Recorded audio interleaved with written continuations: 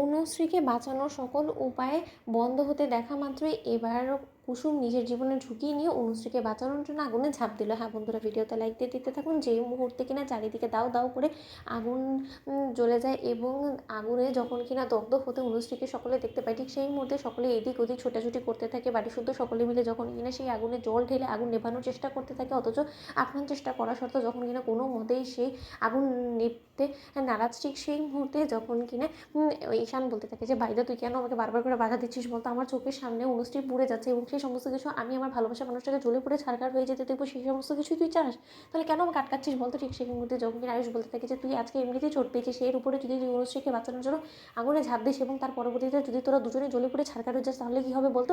দেখে এই আগুন নিয়ে কিন্তু খেলা করা যায় না, তাই আগুনকে কী করে আমরা নিয়ন্ত্রণে আনতে পারি আমাদেরকে সেই ব্যবস্থা করতে হবে। এখানে তো ফায়ার ব্রিগেডও আনার ব্যবস্থা নেই। ঠিক সেই মুহূর্তেই যখন কিনা অনুশ্রীর বাবা বলতে থাকে যে অতসী তুই আমাকে ছাড়, তুই কেন এরকম পাগলামি করছিস বলতো অতসী, তুই কী চাচ্ছিস যে আমি বাবা হয়ে আমার মেয়েকে এরকম করে আগুনে জ্বলে পুড়ে ছারখার হয়ে যেতে দেখবো এবং এতে করে শেষে আমার মেয়ে যখন কিনা মরে যাবে তখন আমি আর বাঁচতে পারবো, তুই আমাকে আর বাঁচাতে পারবি বলতো। তাহলে আমার শেষ ভরসা আমার মেয়েটাও যদি আমার কাছ থেকে চলে যায় তাহলে আমি কী নিয়ে বাঁচবো বলতো অতসী, তুই এরকম পাগলামো কেন করছিস অতসী। ঠিক সেই মুহূর্তে অতসী যখন বলতে থাকে যে দাদা তুমি কেন এরকম পাগলামো করছো বলো তো, তোমার এতটা বয়স হয়েছে এবং এই বয়সে তুমি এতটা স্ট্রেস নেবে সেটা তো তোমার জন্য যথেষ্ট পরিমাণে খারাপ, এবং এর মধ্যে তুমি যদি এখন অনুশ্রীকে বাঁচানোর জন্য সেই আগুনে ঝাঁপতে চলতে তুমিও জ্বলে পড়ে ছারখার হয়ে যাবে। এমনিতেই তো আমরা সকলে মিলে চেষ্টা করছি আগুনটাকে নিয়ন্ত্রণ করা, তুমি একটু ধৈর্য ধরো। ঠিক সেই মুহূর্তে অভিমন্যু যখন বলতে থাকে যে হ্যাঁ রে ঋষি, তুই বরঞ্চ জানা, তুই বরঞ্চ কি অনুশ্রীকে বাঁচানা। ঠিক সেই মুহূর্তে ঋষি বলতে থাকে যে বাবা দেখছো তো দাও দাও করে চারিদিকে এতটা আগুন লেগে গিয়েছে, এই আগুনের মধ্যে আমি যদি ঝাঁপ দিই তারপরে যদি আমার কোনো ক্ষতি হয়ে যায় তাহলে তো আমরা দুজনেই মরে যাবো, তোমার দু সন্তানই যদি মরে যায় তাহলে তুমি কী নিয়ে বাঁচবে বলো তো।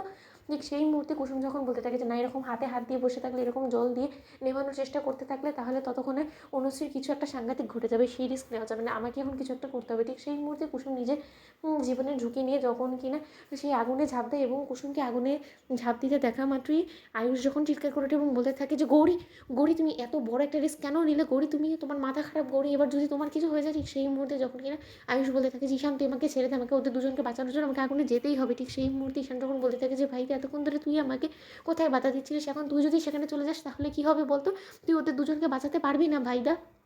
ঠিক সেই সময় অনুশ্রীর কাছে গিয়ে যখন কিনা কুসুম বলতে থাকে যে অনুশ্রী তুমি আমার সলটা নিজের শরীরে বেঁচিয়ে নাও এবং তোমার কিচ্ছু হবে না, তুমি দেখিয়ে নিও, আমার প্রাণ যায় যাক কিন্তু তোমাকে আমি কিচ্ছু হতে দেবো না, তোমাকে যে করেই হোক না কেন সুস্থ সবলভাবে তোমার বাবার কাছে আমি ফিরিয়ে দেবই, আমি প্রতিজ্ঞা করলাম। এবং যেই বা যারা এই নোংরা কর্মকাণ্ডের সঙ্গে জড়িত তাদের সুষ্ঠু বিচার না করে আমি এই গ্রাম থেকে কোথাও যাবো না। অনুশ্রী ঠিক সেই মুহূর্তে অনুশ্রী যখন বলতে থাকে যে না কুসুম, যদি এই আগুন থেকে বেরোতেই হয় তাহলে আমরা একসঙ্গে বেরোবো, আর যদি মরতে হয় তাহলে আমরা একসঙ্গে মরবো, কিন্তু তোমাকে আগুনে রেখে এখান থেকে কোথাও বেরোবো না। তো বন্ধুরা লাইক এবং শেয়ার করে সাবস্ক্রাইব করো।